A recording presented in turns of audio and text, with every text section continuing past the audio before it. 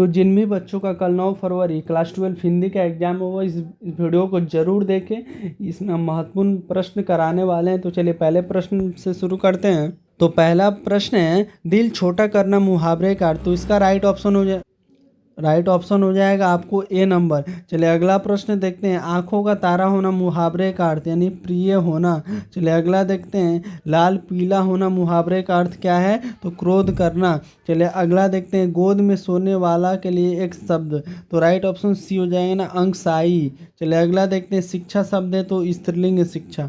चलिए अगला देखते हैं, सभा शब्द है तो सभा आपको हो जाएगा सभा आपको हो जाएगा स्त्रीलिंग हो जाएगा और राइट ऑप्शन भी हो जाएगा। चलिए अगला देखते हैं, परीक्षा शब्द है तो परीक्षा आपको हो जाएगा, तो 7 का हो जाएगा आपको बी नंबर, यानी परीक्षा आपको स्त्रीलिंग है। चलिए अगला देखते हैं, घी है आपको पुल्लिंग है, घी पुल्लिंग। चलिए अगला देखते हैं, वचन कितने प्रकार के होते हैं। तो वचन 2 प्रकार के होते हैं मुख्य रूप से, एक वचन और बहुवचन। चलिए अगला देखते हैं, अग्नि का पर्यायवाची। तो अग्नि का पर्यायवाची आपको हो जाएगा पावक। चलिए अगला देखते हैं, तो अगला प्रश्न है आपका, कमल का पर्यायवाची शब्द। तो कमल का पर्यायवाची शब्द आपको हो जाएगा तो इसका राइट ऑप्शन हो जाएगा ऑप्शन नंबर बी यानी सरोज। चलिए अगला प्रश्न देखते हैं। अगला है, जो बहुत बोलता है उसके लिए एक शब्द है। तो इसका राइट ऑप्शन हो जाएगा ए यानी वाचल। चलिए अगला देखते हैं, जो पुरुष अभिनय करे के लिए एक शब्द। तो अभिनेता। चलिए अगला प्रश्न देखते हैं, जल में रहने वाली सेना के लिए एक शब्द है तो नौसेना। चलिए अगला प्रश्न देखते हैं, तीव्र बुद्धि वाला के लिए एक शब्द पूछ रहा है तो कुशांग वृद्धि। चलिए अगला देखते हैं, कमल नयन में कौन सा समास है। तो इसका राइट ऑप्शन हो जाएगा आपको बी यानी कर्मधारय। चलिए अगला देखते हैं, आजीवन में कौन सा समास है। तो अव्ययी भाव। कोई भी शब्द के आगे आ लग जाए तो वह लमसम मतलब हमेशा अव्ययी भाव ही होता है, जैसे आज जन्म। चलिए अगला देखते हैं, अग्रज अनुज शब्द में कौन सा समास है। तो इसका राइट ऑप्शन हो जाए बी यानी द्वंद्व समास है। चलिए अगला देखते हैं, नवरत्न में कौन सा समास है। यानी देख लीजिए, कोई भी शब्द में अगर संख्या का बोध हो तो वह द्विगु समास हो जाएगा। चलिए अगला देखते हैं, आयुष्मान का पर्यायवाची शब्द तो चिरंजीवी, राइट ऑप्शन बी हो जाएगा। चलिए अगला देखते हैं, पृथ्वी शब्द का पर्यायवाची पूछ रहा है तो भूमि, पृथ्वी का भूमि हो जाएगा पर्यायवाची। चलिए अगला देखते हैं, संधि के कितने भेद हैं। तो संधि के आपको हो जाएंगे तो 22 का ए नंबर हो जाएगा। यानी संधि 3 प्रकार के होते हैं। तो वह कौन कौन होते हैं, तो स्वर संधि, विसर्ग संधि, विसर्ग संधि। स्वर संधि, व्यंजन संधि और एक होता है विसर्ग संधि, 3। चलिए अगला देखते हैं, दिगंबर शब्द का संधि विच्छेद। तो दिक जोर अंबर राइट ऑप्शन ही हो जाएगा। चलिए अगला देखते हैं, यशोदा शब्द का संधि विच्छेद। तो राइट ऑप्शन डी हो जाएगा, यश जोर दा यानी यशोदा। तपोबल शब्द का संधि विच्छेद, तो इसका हो जाएगा राइट ऑप्शन बी हो जाएगा। चलिए अगला देखते हैं, वार्तालाप शब्द का संधि विच्छेद। तो वार्ता जोर आलप। चलिए अगला देखते हैं, महेश शब्द का संधि विच्छेद। तो महाजोड़ इस राइट ऑप्शन डी हो जाएगा।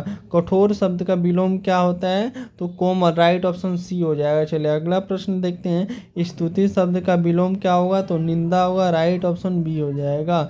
चलिए अगला प्रश्न देखते हैं। अगला प्रश्न है, कनिष्ठ शब्द का विलोम क्या होगा, तो कनिष्ठ, ज्येष्ठ।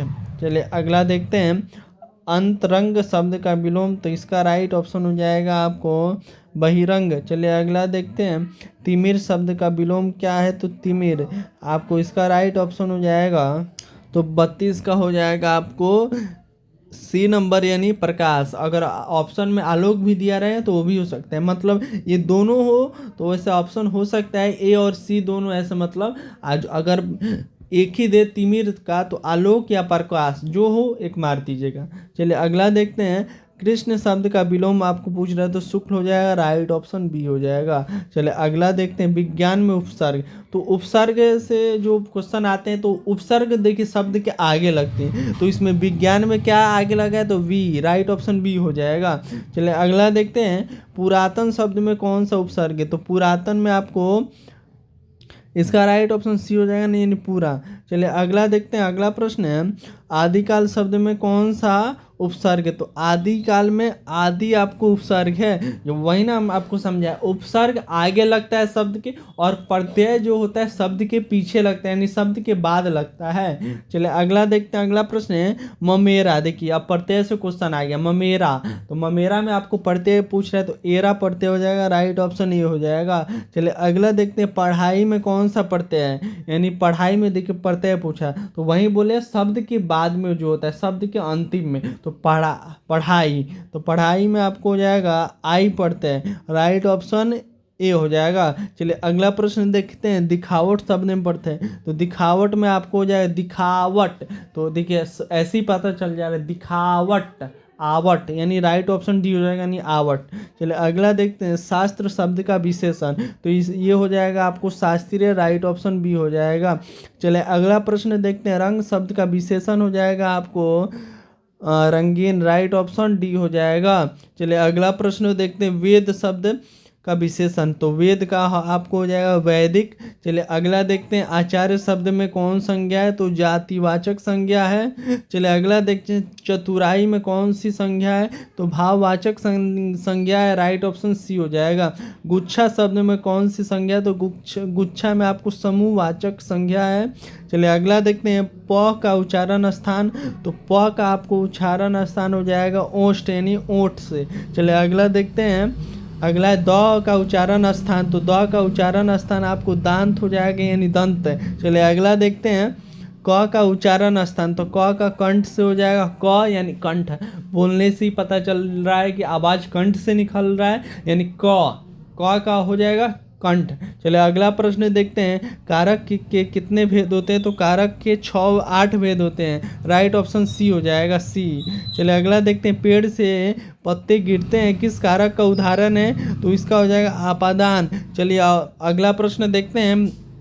करण कारक का चिन्ह, तो इसका राइट ऑप्शन बी हो जाएगा, यानी से द्वारा। चलिए अगला प्रश्न देखते हैं। बालकृष्ण भट्ट रचित रचना निम्न में कौन सी? तो बातचीत है। चलिए अगला देखते हैं। सूबेदारनी किस शीर्षक कहानी की पात्रा है? तो सूबेदारनी आपको हो जाएगा, तो इसका राइट ऑप्शन हो जाएगा सी नंबर, यानी उसने कहा था। चलिए अगला प्रश्न देखते हैं। उसने कहा था किस प्रकार की कहानी है? तो देखिए इस क्वेश्चन में थोड़ा कन्फ्यूजन सभी को होता है। इसका मतलब मेरे अनुसार आपको व्यंग्य प्रधान हो सकता है। मतलब आप लोग इसका कमेंट करके बताइए, मतलब हम आप लोग को गलत बताना नहीं चाह रहे हैं। ऑप्शन में कभी आपको कर्म प्रधान भी दे सकता है, धर्म प्रधान भी बता सकता है, मतलब और इसको समझ नहीं आ रहा, इसको आप लोग कमेंट बॉक्स में बताइए, ठीक है। इस पर हम आपको, अगर हमको सही आंसर पता चलता है तो हम कमेंट बॉक्स में डाल देंगे आंसर। चलिए अगला प्रश्न देखते हैं।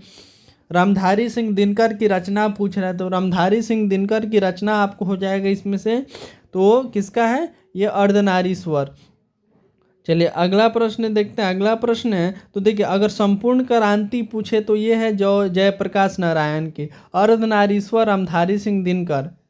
अगर आपको तिरछ का पूछ दे तो उदय प्रकाश, तिरछ उदय प्रकाश, और शिक्षा का जे कृष्णमूर्ति, अर्धनारीश्वर जयप्रकाश नारायण थी, अर्धनारीश्वर रामधारी सिंह दिनकर, और संपूर्ण क्रांति जयप्रकाश नारायण। चलिए अगला देखते हैं। रामधारी सिंह दिनकर का जन्म स्थान, तो इसका राइट ऑप्शन हो जाएगा आपको सिमरिया बिहार में हुआ था। चलिए अगला प्रश्न देखते हैं। रामधारी सिंह दिनकर किस युग के कवि थे? तो इसका राइट ऑप्शन डी हो जाएगा, छायावातर युग के। चलिए अगला प्रश्न देखते हैं। निम्न में किस शीर्षक कहानी में गैंग्रीन का उल्लेख है? तो ये आपको रोज में है। चलिए अगला प्रश्न देखते हैं। रोज शीर्षक कहानी की नायिका कौन है? तो मालती थी। चलिए अगला प्रश्न देखते हैं। अगला प्रश्न, अज्ञेय के पिता का क्या नाम था? तो हीरानंद शास्त्री था, डॉक्टर हीरानंद शास्त्री। चलिए अगला प्रश्न देखते हैं। भगत सिंह की रचना कौन है? तो एक लेख और एक पत्र। चलिए अगला प्रश्न देखते हैं। चौर कैसे ताल हैं? तो उथले ताल है, राइट ऑप्शन ये हो जाएगा। चलिए अगला प्रश्न देखते हैं। बिस्नी किस शीर्षक एकांकी की पात्रा है? तो इसका राइट ऑप्शन हो जाएगा बिस्नी, तो बिस्नी हो जाएगा आपको सिपाही की माँ, राइट ऑप्शन सी हो जाएगा। चलिए अगला प्रश्न देखते हैं। ओ सदानीरा शीर्षक निबंध के निबंधकार, तो इसका राइट ऑप्शन हो जाएगा ओ सदानीरा का, तो ओ सादा नीरा का हो जाएगा जगदीश चंद्र माथुर। चलिए अगला प्रश्न देखते हैं। बहुजन संप्रेषण के माध्यम नामक पुस्तक के रचयिता कौन है? तो 65 का राइट ऑप्शन हो जाएगा सी नंबर जगदीश चंद्र माथुर। चलिए अगला प्रश्न देखते हैं। दलित साहित्य का सौंदर्य शास्त्र नामक आलोचना पुस्तक के रचयिता कौन है? तो 66 का हो जाएगा आपको ओम प्रकाश वाल्मीकि। राइट ऑप्शन ये हो जाएगा। चलिए अगला प्रश्न देखते हैं। अगला प्रश्न है ओम प्रकाश वाल्मीकि ओम प्रकाश और कलीराम किस शीर्षक पाठ के लेखक है? तो राइट ऑप्शन हो जाएगा बी नंबर यानी जूठन। चलिए अगला प्रश्न देखते हैं। अगला प्रश्न है आदमी यथार्थ को जीता ही नहीं यथार्थ को रचता भी है, यह कथन किस लेखक का है? तो इसका राइट ऑप्शन हो जाएगा ऑप्शन नंबर सी यानी मल्यज का है। चलिए अगला प्रश्न देखते हैं। हंसते हुए मेरा अकेलापन शीर्षक पाठ के लेखक कौन है? तो हंसते हुए मेरा तो 69 का हो जाएगा आपको ऑप्शन नंबर बी यानी मल्य। चलिए अगला प्रश्न देखते हैं। तिरछ शीर्षक कहानी किस प्रकार की है? तो इसका हो जाएगा जादुई यथार्थवादी। चलिए अगला देखते हैं। जे कृष्णमूर्ति की रचना है तो शिक्षा है और जूठन है आपको ओम प्रकाश वाल्मीकि की है जूठन। बातचीत है आपको बालकृष्ण भट्ट की। चलिए अगला प्रश्न देखते हैं। लीड बेटर के अनुसार जे कृष्णमूर्ति क्या थे? तो विश्व शिक्षक थे यानी वर्ल्ड टीचर थे, विश्व शिक्षक। चलिए अगला देखते हैं। ओराव भाषा में धांगड़ शब्द का अर्थ? तो भाड़े का मजदूर। चलिए अगला प्रश्न देखते हैं। गंडक नदी की चर्चा किस पाठ में है?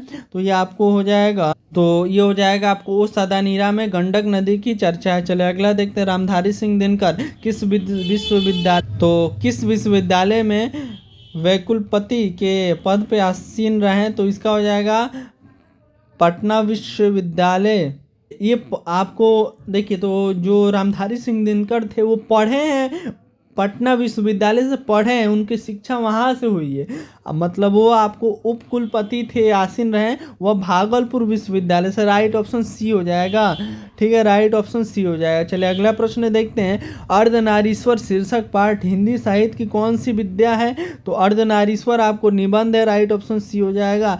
स्पीच का उद्देश्य सुनने वालों के मन में जोश और उत्साह पैदा कर देना। यह पंक्ति किसका है? तो यह आपको हो जाएगा आपको रघुवीर सहाय की। चलिए अगला प्रश्न देखते हैं। प्राकृतिक वर्णन किस संबंधित कविता है? तो उषा से है। चलिए अगला प्रश्न देखते हैं। कवियों के कवि किसे कहा जाता है? तो शमशेर बहादुर सिंह को। चलिए अगला देखते हैं। मुक्तिबोध का पूरा नाम? तो Gajanand Madhav Muktibodh. Right option C हो जाएगा। चलिए अगला देखते हैं। ज्ञानेंद्र पति किस प्रशासनिक पद पर कार्यरत थे? तो कारा अधीक्षक। चलिए अगला देखते हैं। गाँव का घर है शीर्षक के कवि कौन है? तो गाँव का घर आपको शीर्षक के कवि आपको हैं तो इसका राइट ऑप्शन हो जाएगा डी नंबर ज्ञानेंद्र पति। चलिए अगला देखते हैं। उषा शीर्षक कवि के कवि कौन है? तो उषा के आपको हो जाएंगे तो इसका राइट ऑप्शन बी हो जाएगा यानी शमशेर बहादुर सिंह। चलिए अगला देखते हैं। तुलसीदास का जन्म कहाँ हुआ था? राइट ऑप्शन ये हो जाएगा राजापुर बांदा उत्तर प्रदेश। चलिए अगला प्रश्न देखते हैं। कवि भूषण की कविता में कौन सा रस पाया जाता है? तो वीर रस। राइट ऑप्शन सी हो जाएगा। चलिए अगला प्रश्न देखते हैं। जयशंकर प्रसाद रचित महाकाव्य निम्नलिखित में क्या है? तो यह आपको कामायनी है। चलिए अगला प्रश्न देखते हैं। सुभद्रा कुमारी चौहान का जन्म स्थान? तो निहालपुर। चलिए अगला देखते हैं। पुत्र वियोग शीर्षक कविता की कवित्री कौन है? तो सुभद्रा कुमारी चौहान। चलिए अगला प्रश्न देखते हैं। मेरा खोया हुआ खिलौना अब तक मेरे पास नहीं आया, यह पंक्ति किस शीर्षक कवि की है? तो पुत्र वियोग की है। चलिए अगला प्रश्न देखते हैं। पंचायती राज में जैसे खो गए पंच परमेश्वर, यह पंक्ति किस शीर्षक कविता की है? तो राइट ऑप्शन हो जाएगा आपको गाँव का घर। चलिए अगला प्रश्न देखते हैं। प्यारे नन्हे बेटे को शीर्षक कविता का नायक कहाँ का रहने वाला है? तो ये आपको हो जाएगा भिलाई छत्तीसगढ़। चलिए अगला देखते हैं। दानव दुरात्मा एक मानव की आत्मा, यह पंक्ति किस कविता? तो ये हो जाएगा आपको जन जन का चेहरा। चलिए अगला प्रश्न देखते हैं। छत्रसाल दशक शीर्षक कृति के रचनाकार कौन है? तो यह आपको हो जाएगा तो इसका राइट ऑप्शन डी हो जाएगा भूषण। चलिए अगला प्रश्न देखते हैं। कवि जायसी की रचना? तो यह हो जाएगा कड़बक। चलिए अगला प्रश्न देखते हैं। चित्रलेखा नामक रचना के रचयिता कौन है? तो देखिए इसमें ना आपको सूरदास होंगे, ना आपको कबीर दास होंगे, ना आपको तुलसीदास होंगे, ना जायसी होंगे। तो इसका हो जाएगा आपको भगवती चरण वर्मा यानी भगवती चरण